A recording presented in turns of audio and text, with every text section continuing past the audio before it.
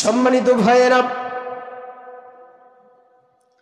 আল্লাহ রাব্বুল আলামিন বলেন, উতলু মা উহিয়া ইলাইকা মিনাল কিতাব ওয়া আকিমিস সালাত ইন্নাস সালাতা তানহা আনিল ফাহশাই ওয়াল মুনকার ওয়ালাযিকরুল্লাহি আকবার আল্লাহু ইয়ালামু মা তাসনাউন।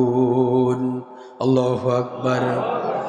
আল্লাহ পাক বলেন, হে নবী, আপনি পাঠ করুন যে কিতাব আপনার উপরে অবতীর্ণ করা হয়েছে, সে কিতাব আপনি বুঝে বুঝে পাঠ করুন। একটি আয়াত যতক্ষণ পর্যন্ত আপনি বুঝবেন না, ততক্ষণ পর্যন্ত ওই আয়াত বারবার পড়তে থাকবেন।